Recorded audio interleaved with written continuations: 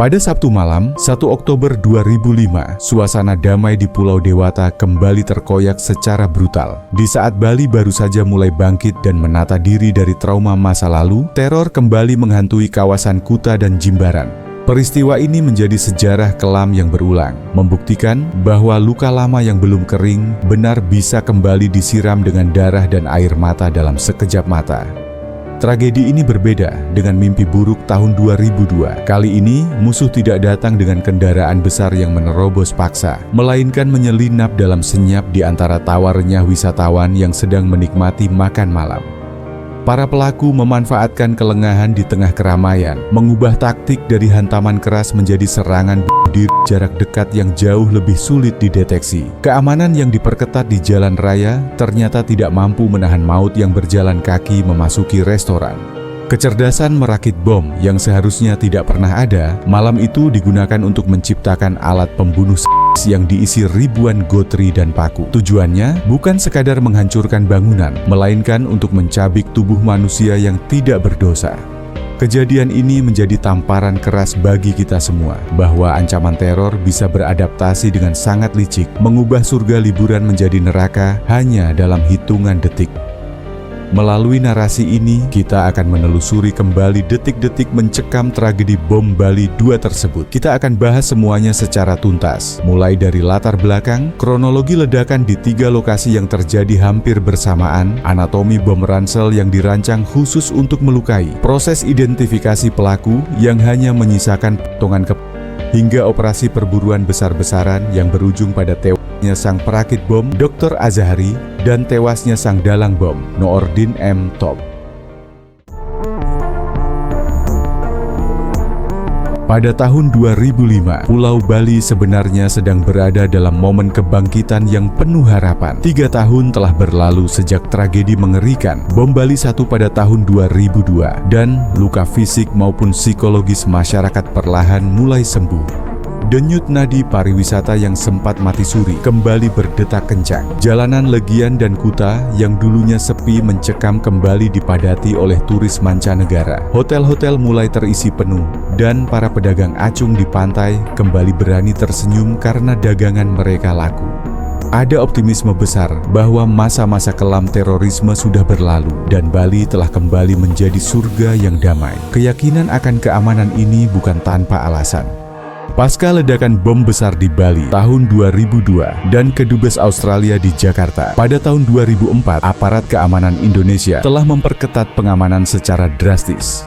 Hotel-hotel berbintang, pusat perbelanjaan, dan gedung-gedung vital telah berubah wajah menjadi seperti benteng. Beton-beton penghalang dipasang di depan lobi, detektor logam menjadi pemandangan wajib, dan pemeriksaan kolong mobil menggunakan cermin menjadi standar prosedur di mana-mana. Fokus utama keamanan saat itu adalah mencegah masuknya kendaraan berisi bahan peledak, karena pola serangan teroris sebelumnya selalu menggunakan bom mobil atau truk dengan daya ledak masif. Masyarakat dan turis merasa terlindungi di balik ketatnya pemeriksaan kendaraan tersebut. Namun, di balik hiruk-pikuk kebangkitan pariwisata dan ketatnya penjagaan jalan raya, sebuah ancaman senyap sedang bergerak di bawah radar. Jaringan teroris yang dipimpin oleh 2 buronan paling dicari di Asia Tenggara saat itu, Noordin M. Top dan Dr. Azhari, ternyata belum habis. Meskipun ruang gerak mereka semakin sempit karena terus diburu oleh kepolisian, mereka justru memutar otak untuk mencari celah dari sistem keamanan yang ada. Mereka menyadari sepenuhnya bahwa mengulang taktik lama dengan membawa 1 truk penuh bahan peledak ke lokasi wisata adalah misi bunuh diri yang sia-sia, karena pasti akan terdeteksi di pos pemeriksaan depan.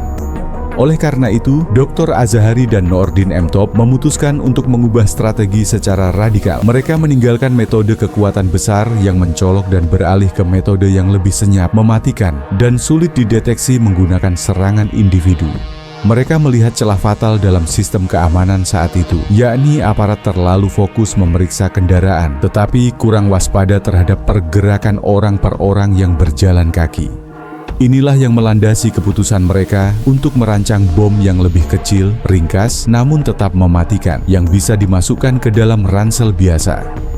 Dengan taktik baru ini, para pelaku tidak perlu lagi menembus barikade beton atau memparkir mobil di depan lobi. Mereka cukup berpura-pura menjadi wisatawan biasa, membaur dengan kerumunan, berjalan santai melewati kemacetan, dan masuk ke dalam restoran atau kafe yang terbuka tanpa dicurigai siapapun. Perubahan taktik dari bom mobil ke bom ransel inilah yang membuat serangan tahun 2005 menjadi sangat mengejutkan karena musuh tidak lagi datang dengan kendaraan besar yang mencurigakan, melainkan berjalan kaki tepat di sebelah para korbannya.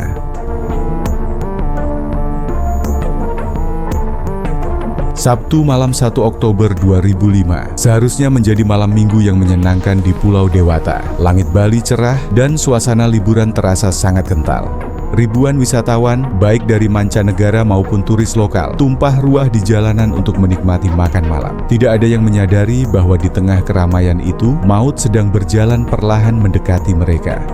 Sekitar pukul 7:30 malam, 3 orang eksekutor yang dalam istilah kelompok mereka disebut sebagai pengantin sudah bergerak menuju posisi masing-masing. Mereka tidak mengenakan topeng atau pakaian mencolok. Sebaliknya, mereka berpakaian santai, layaknya turis biasa dengan tas punggung yang menempel di pundak. Penampilan yang sangat wajar ini membuat mereka bisa menyelinap tanpa hambatan, berbaur dengan tawa dan obrolan para wisatawan, sambil membawa beban mematikan di punggung mereka menuju 2 lokasi terpisah, yaitu pusat keramaian Kuta dan pesisir pantai Jimbaran. Kepanikan bermula di jantung Kuta, tepatnya di kawasan Kuta Square yang saat itu sedang macet dan padat pengunjung. Sekitar pukul 19:40 waktu Indonesia Tengah, salah satu pelaku melangkah masuk ke dalam Rajas Bar and Restaurant. Tempat itu penuh sesak oleh pengunjung yang sedang menikmati hidangan. Tanpa peringatan apapun, sebuah ledakan keras langsung mengguncang bangunan tersebut. Bom yang meledak dari dalam ransel pelaku menghancurkan bagian depan restoran seketika. Kaca-kaca toko di sekitar lokasi pecah berantakan dan berhamburan ke jalan raya, sementara asap tebal membubung tinggi. Suasana Kuta yang tadinya riuh oleh musik dan kendaraan berubah menjadi jeritan ketakutan dan kebingungan. Orang-orang berlarian menjauh, sementara sirene mulai terdengar meraung-raung membelah kemacetan. Namun, teror malam itu belum selesai. Hanya berselang beberapa menit setelah ledakan di Kuta, horor berpindah ke arah selatan, tepatnya di pantai Jimbaran, yang berjarak sekitar 10 hingga 15 menit perjalanan. Suasana di Jimbaran sangat berbeda dengan Kuta. Di sini suasananya lebih tenang dan romantis. Ratusan meja makan ditata rapi di atas pasir putih, diterangi cahaya lilin dengan deburan ombak yang menemani para tamu menyantap hidangan laut. Di tengah kedamaian itulah, 2 pelaku bom bunuh lainnya berjalan santai menyusuri pasir, mendekati area meja makan yang paling padat pengunjung. Tanpa disadari oleh siapapun, pelaku pertama memasuki area kafe Menega, sementara pelaku kedua menuju kafe Nyoman yang letaknya berdekatan. Dalam hitungan detik yang sangat cepat, 2 ledakan dahsyat terjadi hampir bersamaan di kedua kafe tersebut. Suara ledakan terdengar sangat keras, bahkan bergema hingga radius yang jauh karena lokasi pantai yang terbuka tanpa penghalang. Pemandangan indah sunset dan makan malam romantis seketika berubah menjadi suasana yang mencekam. Meja dan kursi berantakan, makanan berserakan, bercampur dengan pasir yang kini berwarna merah oleh darah. Karena bom diledakkan tepat di tengah kerumunan orang yang sedang duduk makan, dampaknya sangat fatal. Asap mesiu bercampur dengan bau amis darah menyelimuti pantai yang gelap. Wisatawan yang selamat berlarian tak tentu arah mencari perlindungan, sementara erangan kesakitan terdengar di antara deburan ombak menandai salah satu malam paling kelam dalam sejarah modern Bali.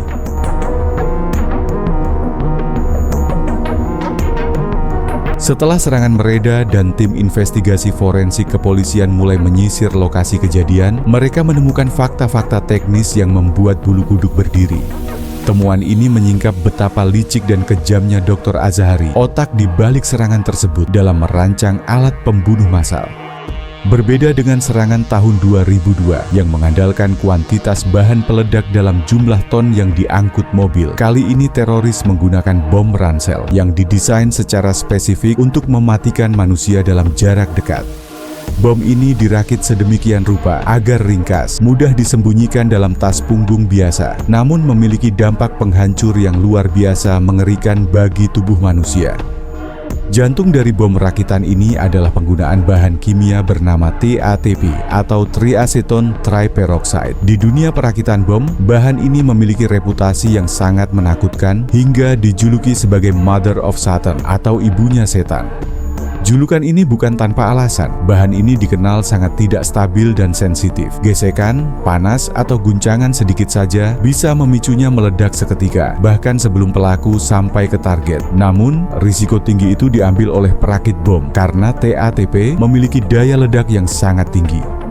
Ledakannya tajam dan cepat, mampu mencabik apapun di sekitarnya meskipun jumlah bahan yang digunakan relatif sedikit sehingga muat dalam tas punggung. Namun, aspek yang paling sadis dari bom ini bukanlah bahan peledaknya semata, melainkan isian yang ditambahkan ke dalamnya.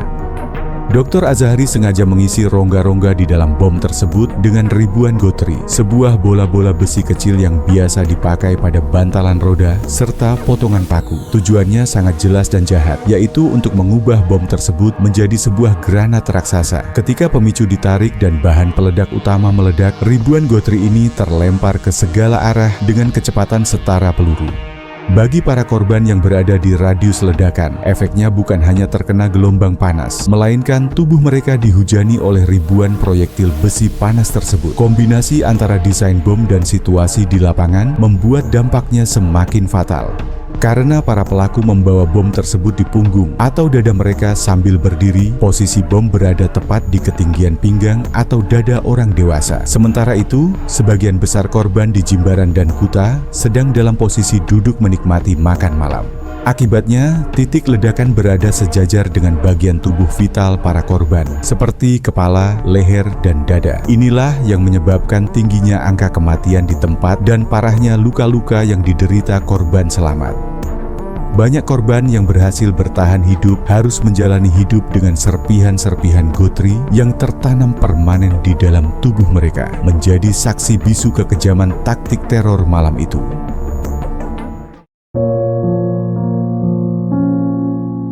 Dampak paling memilukan dari tragedi ini tentu saja adalah hilangnya nyawa manusia yang tidak berdosa. Setelah proses evakuasi dan identifikasi yang panjang selesai dilakukan, tercatat total 23 orang tempat kejadian pada malam itu.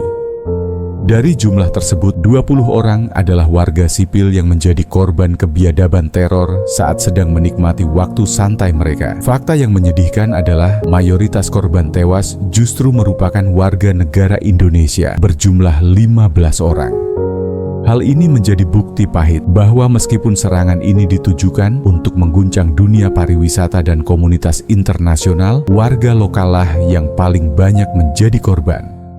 Selain warga Indonesia, serangan ini juga merenggut nyawa 4 wisatawan asal Australia dan 1 warga negara Jepang yang sedang berlibur. 3 orang lainnya yang dalam insiden ini adalah para pelaku bom itu sendiri. Kondisi jenazah para pelaku di tempat kejadian sangat mengenaskan dan mengerikan karena pusat ledakan bom menempel langsung pada punggung atau dada mereka. Bagian badan mereka hancur lebur nyaris tak bersisa akibat dahsyatnya daya ledak. Namun, di tengah kehancuran itu, tim forensik menemukan bagian kepala ketiga pelaku terlempar dan masih dalam kondisi relatif utuh. Penemuan potongan kepala yang masih bisa dikenali inilah yang nantinya menjadi kunci emas bagi kepolisian untuk melakukan tes DNA dan pencocokan wajah, sehingga identitas mereka serta jaringan yang mengirim mereka bisa terungkap dengan cepat.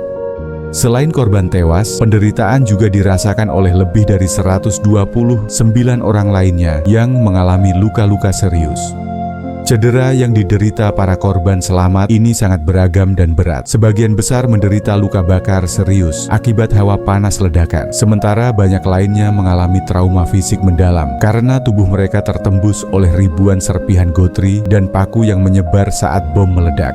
Rumah sakit di Bali malam itu penuh sesak oleh korban yang membutuhkan pertolongan darurat. Banyak dari mereka yang selamat harus menjalani perawatan medis dan operasi berulang-ulang dalam jangka waktu lama, serta menanggung trauma batin seumur hidup akibat peristiwa kelam tersebut.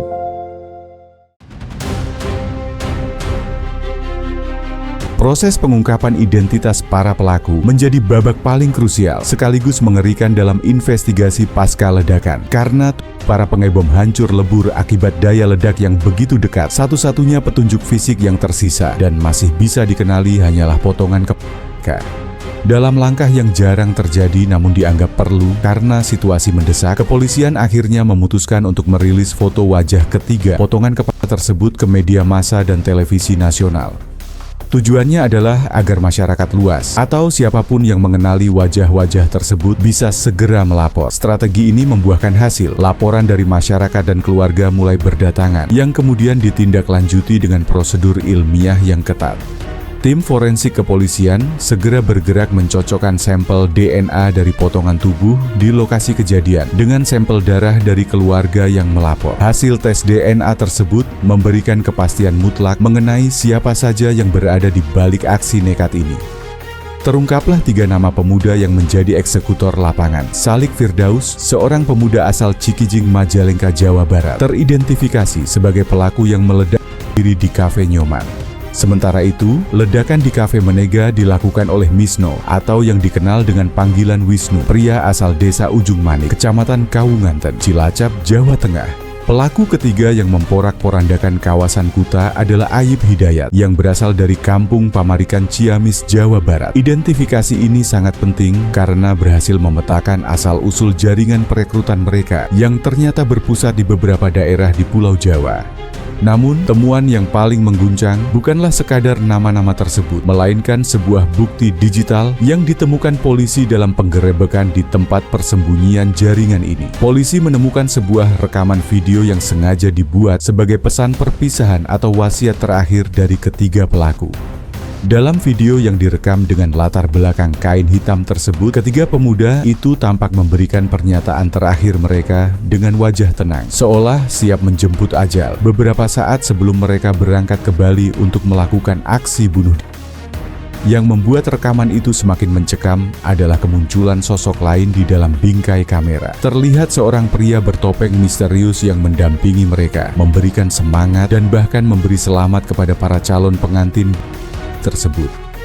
Berdasarkan analisis postur tubuh dan suara, polisi meyakini sosok bertopeng itu adalah Nordin M. Top, sang gembong teroris yang selama ini licin bak belut. Kehadiran Nordin dalam video tersebut menjadi bukti tak terbantahkan bahwa ia bukan hanya sekadar perancang strategi dari jauh, melainkan terlibat langsung dalam proses indoktrinasi dan mentalitas para pelaku hingga detik-detik terakhir sebelum mereka dilepas untuk melarikan diri. Tragedi berdarah di Bali ini menjadi titik balik yang memicu respons keras dari aparat keamanan Indonesia. Densus 88 Anti Teror, satuan khusus yang dibentuk untuk menangani terorisme, segera melancarkan operasi perburuan besar-besaran yang belum pernah terjadi sebelumnya. Polisi menyadari satu fakta yang sangat genting. Selama Dr. Azhari masih bebas berkeliaran, Indonesia tidak akan pernah aman. Dr. Azhari bukan sekadar anggota biasa. Ia adalah otak teknis, sang perakit bom jenius yang mampu mengubah bahan kimia rumahan menjadi senjata pemusnah massal. Selama tangannya masih bisa merakit kabel dan bahan peledak, serangan berikutnya hanya tinggal menunggu waktu. Oleh karena itu, menangkapnya, hidup atau mati menjadi prioritas utama negara demi mencegah jatuhnya korban jiwa lebih lanjut. Kerja keras dan analisis intelijen yang tak kenal lelah akhirnya membuahkan hasil. Dari jejak-jejak kecil yang ditinggalkan oleh para pelaku bom Bali 2, polisi berhasil mengendus persembunyian sang gembong teroris yang mengarah ke Jawa Timur. Hanya berselang 1 bulan setelah ledakan di Bali, tepatnya pada tanggal 9 November 2005, tim Densus 88 mengepung sebuah villa sewaan di kawasan perumahan Flamboyan, Kota Batu Malang. Lokasi ini sengaja dipilih oleh kelompok teroris karena suasananya yang tenang dan dingin, jauh dari hiruk-pikuk kota besar, sehingga mereka berharap tidak akan dicurigai oleh warga sekitar maupun aparat. Namun, penyergapan sore itu berubah menjadi medan perang yang mencekam. Ketika polisi meminta penghuni rumah untuk menyerah, respons yang didapat bukanlah bendera putih, melainkan rentetan tembakan dan lemparan bom dari dalam rumah. Baku tembak sengit pun tak terhindarkan antara polisi yang mengepung dari luar dan kelompok Dr. Azhari yang bertahan mati-matian di dalam. Suara tembakan dan ledakan terdengar silih berganti, membuat suasana kota wisata yang sejuk itu mendadak genting. Dr. Azhari yang menyadari bahwa posisinya sudah terkepung total dan tidak ada jalan keluar, mengambil keputusan fatal. Ia menolak untuk ditangkap hidup-hidup dan diadili. Dalam detik-detik terakhir pengepungan, ia meledak yang ia bawa di badannya sendiri di dalam rumah tersebut. Ledakan itu mengakhiri hidupnya seketika, sekaligus menewaskan asisten setianya yang berada di lokasi yang sama. Dr. Azhari dianggap sebagai kemenangan besar dan pukulan paling telak bagi jaringan teroris di Asia Tenggara saat itu. Kematiannya memiliki arti strategis yang sangat penting, karena dengan hilangnya nyawa sang arsitek bom, kemampuan teknis kelompok tersebut menjadi lumpuh total. Meskipun perekrut mereka, Nordin M. Top, masih buron saat itu, kelompok tersebut kehilangan satu-satunya orang yang memiliki keahlian tinggi dalam merakit bom canggih dan mematikan. Peristiwa di Batu Malang ini menandai berakhirnya era teror bom berskala besar untuk beberapa waktu, memberikan jeda napas bagi Indonesia untuk menata kembali keamanan nasional yang sempat terkoyak.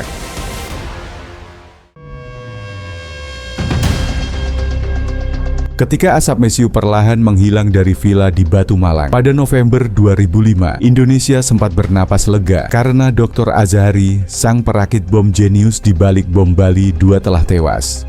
Namun, kemenangan itu terasa belum sempurna karena sosok yang menjadi jiwa dari setiap teror, Nordin M. Top, berhasil lolos dari penyergapan tersebut. Jika Azhari adalah tangan yang merakit mesin pembunuh, Nordin adalah mulut yang membisikkan perintah dan merekrut para pengantin untuk meledakkan diri di Bali. Selama 4 tahun berikutnya, Nordin menjadi buronan paling licin yang terus bergerak dari satu desa ke desa lain menggunakan strategi menikahi gadis-gadis lokal sebagai tameng untuk menyembunyikan identitasnya dari kejaran aparat. Banyak yang mengira pelarian panjang akan membuat Nordin melemah, namun ia justru membuktikan sebaliknya dengan kembali menebar maut pada Juli 2009. Ia merancang serangan bom di Hotel JW Marriott dan Ritz-Carlton Jakarta, sebuah aksi yang mempermalukan sistem keamanan ibu kota dan membuktikan bahwa ia telah berhasil mencetak kader-kader baru pengganti Azhari. Serangan ini menjadi pesan arogan dari Nordin bahwa ia masih ada, namun sekaligus menjadi blunder terbesarnya. Jejak-jejak digital dan fisik yang tertinggal dari serangan Jakarta, inilah yang akhirnya menjadi petunjuk emas bagi Densus 88 untuk mengendus lokasi persembunyian terakhirnya yang mengarah ke Jawa Tengah. Perburuan panjang itu akhirnya bermuara di sebuah rumah kontrakan sederhana di Kampung Kepusari, Mojosongo, Solo pada pertengahan September 2009. Berbeda dengan penyergapan Dr. Azhari yang berakhir dengan ledakan bom bunuh, pengepungan Nordin berlangsung sangat alot dengan baku tembak yang terjadi semalaman suntuk.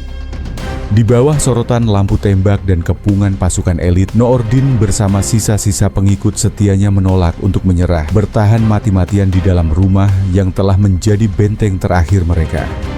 Fajar menyingsing pada 17 September 2009 menjadi saksi akhir dari petualangan sang gembong teroris. Pasukan Densus 88 memutuskan untuk mendobrak masuk dengan ledakan kecil, memicu pertempuran jarak dekat yang mengakhiri perlawanan di dalam rumah tersebut. Di bagian belakang rumah, tepatnya di area kamar mandi, tubuh Nordin M. Top akhirnya ditemukan tertembus peluru. Tidak ada ledakan besar yang menghancurkan tubuhnya kali ini. Wajahnya masih utuh, memungkinkan polisi untuk segera melakukan identifikasi yang memastikan bahwa belut yang selama ini lolos akhirnya tertangkap mati. Kematian Nordin M. Top di Solo menjadi penutup babak paling kelam dalam sejarah terorisme modern di Indonesia. Dengan tewasnya sang ideolog yaitu Nordin yang menyusul sang teknisi yaitu Azhari, jaringan teroris yang bertanggung jawab atas banjir darah di Bali dan Jakarta kehilangan kepala dan tangannya sekaligus. Peristiwa di Solo tersebut menandai runtuhnya kemampuan kelompok ini untuk melancarkan serangan berskala raksasa, mengakhiri satu dekade penuh teror yang pernah menghantui negeri ini. Itulah yang bisa admin sampaikan. Jika terdapat banyak kesalahan maupun kekurangan, admin mohon maaf ya. Terima kasih banyak kepada kalian yang sudah nonton sampai habis. Sampai jumpa lagi di video selanjutnya.